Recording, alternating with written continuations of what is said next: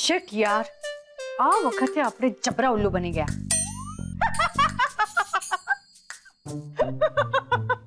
ઓ hello, ઉલ્લુ બની ગયા કયું? એમાં તું પણ આવી? હા, તું એકલી ઉલ્લુ નથી બની કાઈ. વાત તો બરાબર છે દિશા, આપણે કંઈક તો કરવું જ પડશે. જો અમિત હોશમાં નથી, બરાબર, પણ લોટરીની ટિકિટ તો સલામત છે ને? સલામત પાર્થ પાસે છે, જે આપણે કોઈ પણ હિસાબે પાછી લેવી જ પડશે. પણ કેવી રીતે? કોઈ પણ રીતે આપણે આ કામ કરવું જ પડશે. જો આપણે અમિતભાઈને હોશમાં લાવી શકીએ તો અમિતભાઈ જાતે જ આપણો એ લોટરી પરનો હક જાહેર કરી દે. હા, પણ અમિતને હોશમાં લાવવું કઈ રીતે? મારી મમ્મીના હાથની બનેલી કોઈ વાનગી એમને સુંઘાડીએ તો? ના હા, તારી મમ્મીની રસોઈની મજાક ઉડાવી ને એ વાત જુદી છે, પણ અહીંયા એ નુસ્ખો કામ નહીં લાગે. હા, એમના કાનોમાં આમ જોરથી બૂમો પાડીએ તો? ઓહ, એના કાનના પડદા ફાટી ગયા તો? ઓહો, તને ખબર છે ફિલ્મોમાં બતાવે છે કે કોઈ માણસને આ માથા પર જોરથી દંડાથી મારો ને તો માણસને હોશ આવી જાય.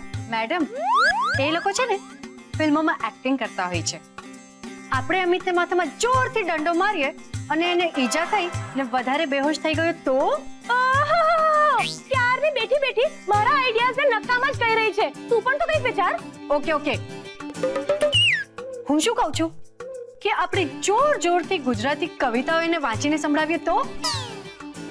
દિશા, પ્લીઝ આમ ડરાવ નહીં.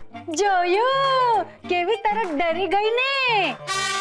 એ જ રીતે અમિત ડરીને આપણને કવિતાઓ વાંચવાથી રોકવા માટે હોશમાં આવી ગયા તો? પણ જો આપણે જ કવિતાઓ વાંચતા વાંચતા બેહોશ થઈ ગયા તો? હા યાર, એ તો મેં વિચાર્યું જ નહીં. એવું કંઈક વિચાર જેનાથી કોઈ સાઈડ ઇફેક્ટ ના થાય. દિશા, સાઈડ ઇફેક્ટ? યસ, હું એને સાઈડમાંથી ઇફેક્ટ આપું તો? શું બોલી રહી છે? હું વિચારું છું કે અમિત ભલે હોશમાં આવે કે ના આવે, પણ એ જો એમ કહી દે કે આ લોટરી પર આપણા બંનેનો હક છે તો? પણ એ કેવી રીતે બની શકે? જો સાંભળ, આપણે છે ને અમિતને સોફા પર બેસાડીશું અને હું એની પાછળ જઈને સંતાઈ જઈશ. ઓકે, પછી હું એનું પાછળથી માથું પકડીને હા કે નામાં હલાવીશ. હા, અને આ બધું આપણે કરીશું પાર્થની સામે. કરેક્ટ. હવે સમજીને સાઈડ ઇફેક્ટ. હવે ચાલ, હા, આપણે ફટાફટ એક રિહર્સલ કરી લઈએ. તું એક કામ કર, તું અહીંયા આગળ આવી જા, અમિતની પોઝિશન લઈ લે. ચાલ ચાલ ચાલ. યસ, હવે હું આમ અમિતની પાછળ સંતાઈ જઈશ અને તું ફટાફટ જઈને પાર્થને બોલાવી લાવજે. અને હું હા કે નામાં જવાબ આપી શકાય એવા 2-3 સવાલો પૂછીશ. યસ, અને હું અમિતનું માથું આમ પકડીશ ને હા કે નામાં જવાબ અપાવીશ. યસ, અને એકવાર પાર્થને ખાતરી થઈ જાય કે અમિતભાઈએ જવાબ આપે છે એટલે હું લોટરીની વાત કાઢીશ. Yes yes, perfect. પહેલી પર જો સવાર.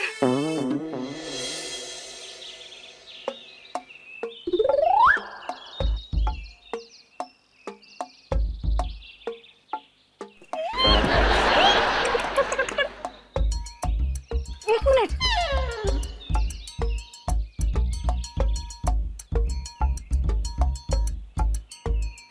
હા, થેન્ક ગોડ. ઓકે, હવે છે ને હું અમિતભાઈની એકદમ પાછળ, એટલે કે સાંભળ, અહીંયા સોફાની પાછળ છુપાઈ જઈશ અને તું અમિતભાઈને સવાલો પૂછજે. હા, ઓકે, પણ ત્યાંથી તને અમિતભાઈનું મોં હા નામાં હલાવવાનું ફાવશે? હા હા, આજો.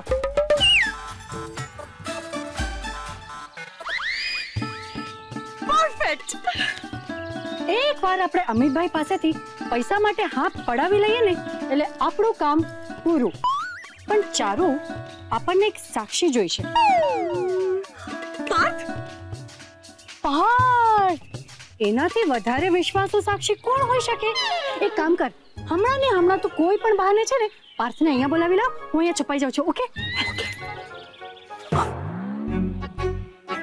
પાર્થ, હું તને જ તેડવા આવતી હતી.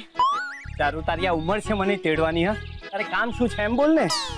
સાંભળ, હા. અમિતભાઈ છે ને ઈશારા કરે છે. શું? અમિત તને ઈશારા કરે છે?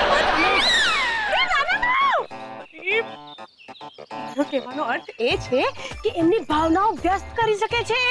આમ હા ના એમાં માથું હલાવે છે. શું શું વાત કરે છે? એટલે અમિત આમ હોશમાં આવી રહ્યો છે? હા, મને પણ એવું જ લાગે છે. જો બતાવું. હા, અમિતભાઈ, ગુડ મોર્નિંગ.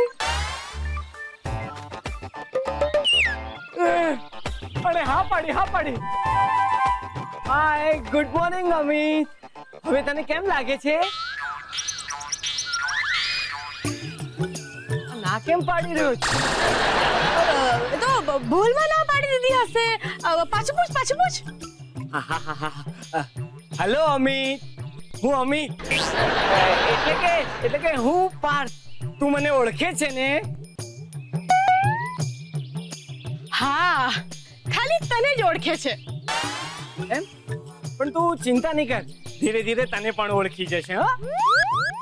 હા, હેલો અમિત, હું તને ફરીથી પૂછું છું, આમ કઈ તને આમ ફરક લાગે છે?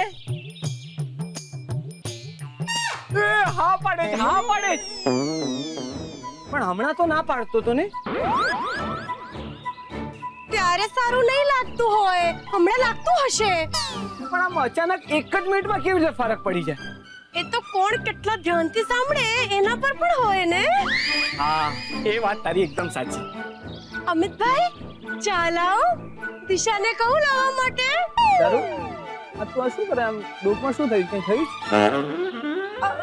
એ છે ને મારી જરા ડોક રહી ગઈ છે એટલા માટે. ધ્યાન રાખજે. એ તો ના પાડે છે. આ મને બહુ નવાઈ લાગે છે. એમાં નવાઈની શું વાત છે? એને ચા ન પીવી હોય તો ના પાડી એને, એમાં શું છે? અરે ચાની ના પાડી એ વાત નથી કરતો, પણ આમાં ઇન્સ્ટોલમેન્ટમાં હોશમાં કેમ આવી રહ્યો છે? એક સાથે નહીં પરવડતું હોય. એટલે કે ખુશીનો આઘાત બહુ મોટો લાગ્યો હશે ને, એટલે બહાર આવતા જરા વાર લાગશે. જો હા પણ પાડે છે. જો એ આ તો હા પાડે છે.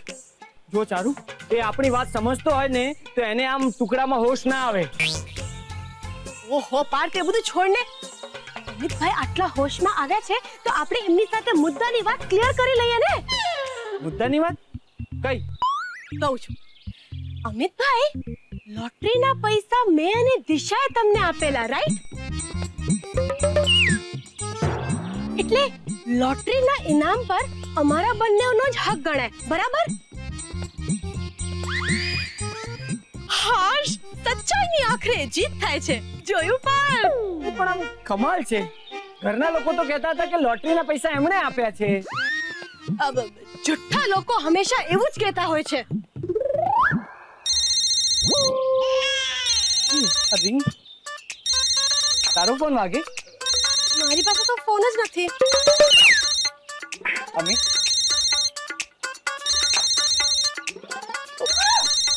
અરે યાર!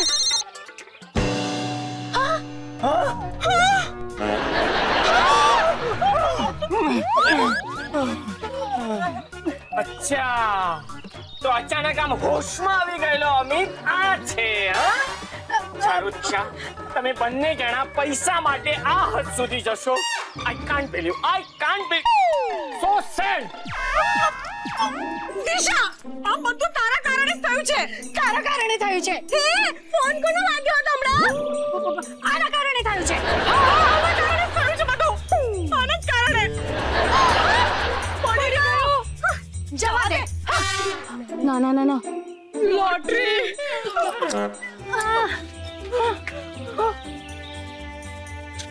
અમિતભાઈ. અમિતભાઈ. કોને અમારું શું થશે?